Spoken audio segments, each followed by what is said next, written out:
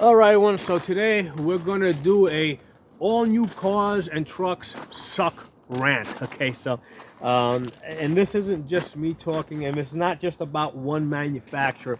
This is about all cars and trucks across the board from all manufacturers. Okay, and the reason why they suck is because I guess over the last decade, the changes that they make to these trucks from year to year is not to improve the truck. Okay, the changes that they make are pretty much mandated by government bureaucracy, right?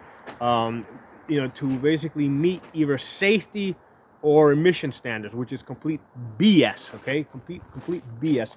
But all the changes that they make to cars and trucks are for that sole purpose. Okay, they're not making changes to make them better. And what ends up happening is the changes that they make from year to year are basically experimental. Okay, and over here I've got the 2022 Tacoma. Okay, it's now January 2023, so this is, I've only had this for about 2 months. I got this brand new. Um, but I hear that the Tundra, the 2022 Tundra, or the 2023 Tundra, I hear it's a terrible truck.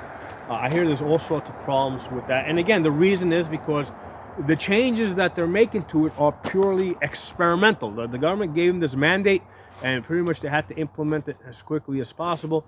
And basically they're putting junk out there. And it's not like if you go from one manufacturer, it's like here's a Toyota. It's not like if you go to a Ford or a Chevy or a Dodge or a Nissan, that they're all going through the same thing. They're all making these experimental changes that are being driven by government rather than by the market. Okay, so that's why all the cars and trucks out there are just complete garbage. And the lifespan of them, right? So you're paying up. First of all, they're a lot more expensive. Um, because I had bought a 2012 Tacoma, brand new. Okay, when I bought that, I had paid $20,000 for that.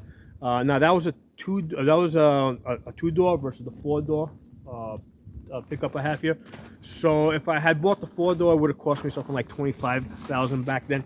But we're talking $25,000 versus $40,000. This thing was like $40,000. And when I bought that 2012, I bought it with the expectation that it would go at least 10 years. Okay, and it did. It went 10 years, 230,000 miles. Okay, I did in that truck from 2012. And the reason why I got rid of it is because it sprung a leak somewhere, a coolant leak between the radiator and the engine. The part itself wasn't expensive, but you had to take the whole engine apart to get to it. It would have cost like $5,000.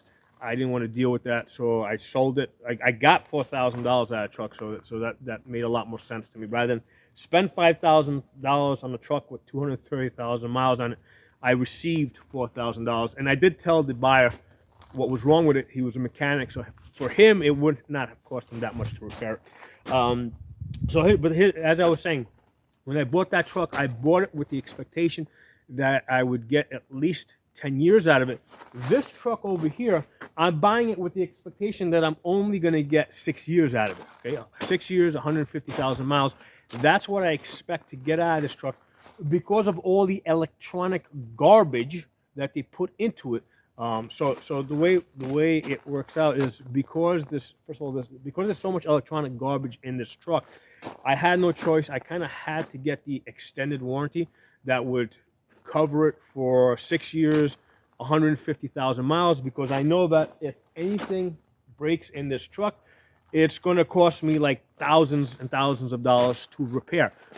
So that's why they forced me, right, to get that extended warranty, so that if I do have a problem, it's covered under this extended warranty. And you don't want the local shops doing anything other than brake work on new cars and trucks, because if they get involved with anything that involves electronics, they're gonna mess it up, right? You can't even, you can do an oil change on this, but you shouldn't do a transmission oil change, because it's a sealed system, and in order to properly change it, you have to interact again with the electronics. And if you don't do it correctly, you're gonna mess up the truck. So the truck pretty much has to go back to the dealer for everything except just a brake job and a tire change. Okay, everything else is more or less gotta go back to the dealer.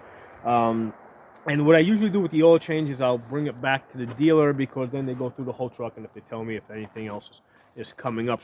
So because the maintenance on this truck is so expensive, basically, or I'm going to run it for the 6 years, 150,000 miles, and then I'm going to get rid of it, because I don't want to let the warranty run out. And then all of a sudden, let's say the transmission goes or something, and now I'm stuck with whatever, a $5,000-$6,000 transmission job.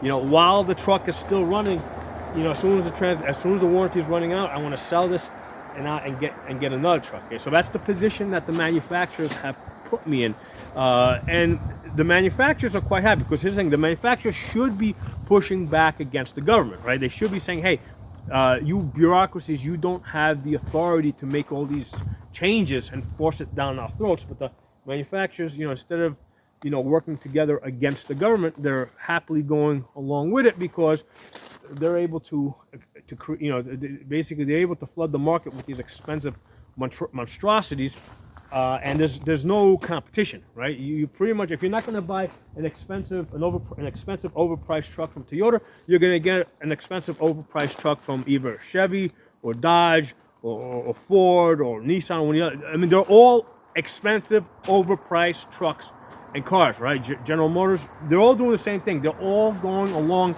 with the bureaucracies, because they're able to overcharge for these piles of junk that they're creating. Okay, so I'm kind of pissed off that they've really created this monopoly. I mean, ideally, I know that Toyota sells what they call the Toyota Helix, which is basically a stripped down version of the Tacoma that they have built and sell, but they don't sell it in the United States. They only sell it outside the United States, right? Because that's basically a stripped down truck that they can't sell in the United States because of the safety and emission standards.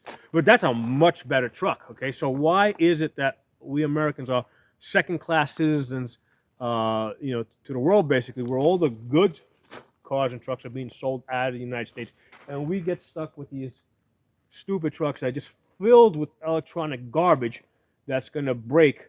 And part of the problem here is that people that don't know cars and trucks look at that electronic garbage and they say, oh, look at the fancy air conditioner, or look at this, the fancy windows. My old truck, roll down windows, best thing, man. But half the population looks at that electronic garbage and they're like, oh, wow, this is really nice, instead of looking at it and saying, this is just expensive junk that's gonna break. Okay, so anyway, that's my rant for today. Thanks for watching. I'll talk to y'all soon.